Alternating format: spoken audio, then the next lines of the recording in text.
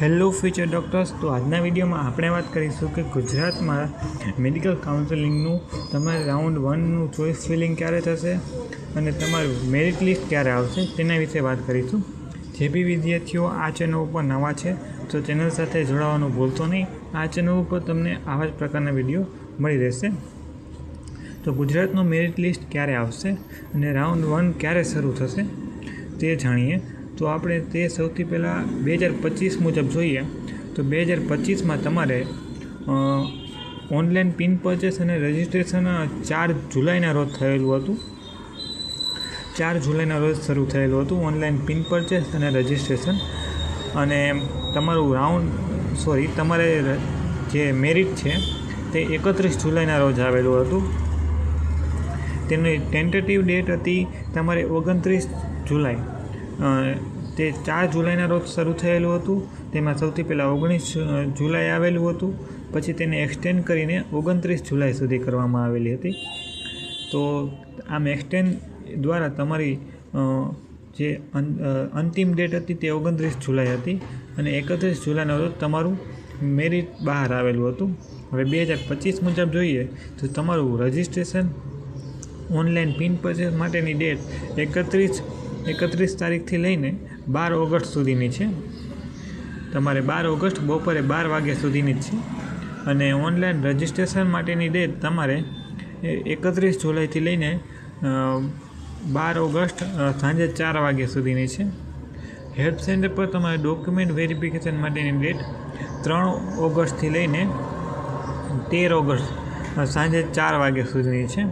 તો આ મુજબની તમારી ડેટ છે. તો 13 ઓગસ્ટથી લઈને 16 ઓગસ્ટની વચ્ચે તમારું મેરિટ લિસ્ટ જાહેર થશે. આ ટેન્ટેટિવ ડેટ એટલે કે એક્સપેક્ટેડ ડેટ ગણી શકો તમે. આ ડેટની વચ્ચે તમારું મેરિટ લિસ્ટ બહાર આવશે. જો અન્ય વાત કરીએ તો જો આ મેરિટ આવ્યા પછી તમારું ચોઇસ ફિલિંગ શરૂ થશે. તો ચોઇસ ફિલિંગ માટેની તમારી ડેટ આ મુજબ રહેવાની છે. તમને સ્પેસિફિકલી અલગથી લખીને આપું તો તમારે 13 ઓગસ્ટથી લઈને 16 ઓગસ્ટની વચ્ચે તમારું મેરિટ લિસ્ટ બહાર આવશે ગુજરાતનું.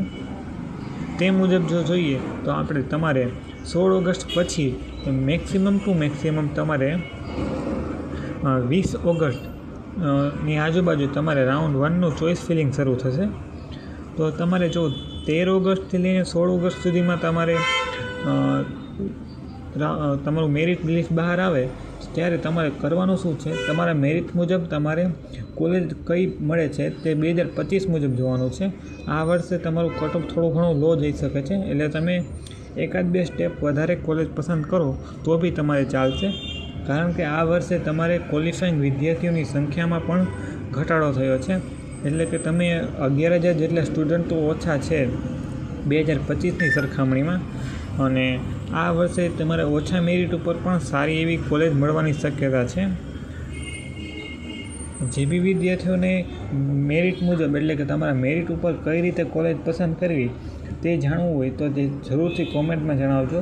તો હું સ્પેસિફિકલી અલગથી વિડીયો એક બનાવીશ કે તમારા મેરિટ પરથી કઈ રીતે તમારે કોલેજ પસંદ કરવી. અને જે વિદ્યાર્થીઓ સેફ ઝોનમાં આવે છે તેઓને ખબર જ હશે કે તમને કઈ કોલેજ મળવા પાત્ર છે. જે વિદ્યાર્થીઓ બોર્ડર લાઇન પર છે તેઓએ અત્યારે ફર્સ્ટ રાઉન્ડમાં ચોઇસ ફિલિંગ કરવાની છે. પરંતુ જો એડમિશન ના મળે પહેલા રાઉન્ડમાં તો બીજા રાઉન્ડ કે ત્રીજા રાઉન્ડ સુધી વેઇટ કરવાનો છે. તો તેમને શ્યોર એડમિશન મળી રહેશે. જે વિદ્યાર્થીઓ બોર્ડર લાઇન પર છે તેમના વિશે વાત કરી રહ્યો છું. તો તમારે 13 ઓગસ્ટથી લઈને 16 ઓગસ્ટની વચ્ચે તમારે રાઉન્ડ 1નું તમારું મેરિટ લિસ્ટ બહાર આવશે. તો આ મેરિટ ઉપરથી ને તમારું એડમિશન થશે. જો ગુજરાતમાં તમામ મેડિકલ કોલેજ એટલે કે MBBS અને BDSની જ આ વર્ષે એડમિશન થશે મેરિટ પરથી. હોમિયોપેથિક અને આયુર્વેદિકનું અલગથી મેરિટ લિસ્ટ બહાર આવશે અને તેમનું અત્યારે રજિસ્ટ્રેશન કરવાનું નથી. જે વિદ્યાર્થીઓ હોમિયોપેથિક અને આયુર્વેદિકમાં એડમિશન લેવા માંગે છે તેમનું અલગથી પ્રોસેસ થશે. તો અત્યારે ફક્ત આ MBBS અને BDS માટેનું છે. જે વિદ્યાર્થીઓને MBBS BDSમાં નથી મળી શકતું તો તેઓ શ્યોર આયુર્વેદિક અને હોમિયોપેથિકમાં પણ અલગથી પિન પરચેસ કરજો, જેથી તમને જો એડમિશન ના મળે તો તે ફીસ ફરી રિફંડ થઈ જશે.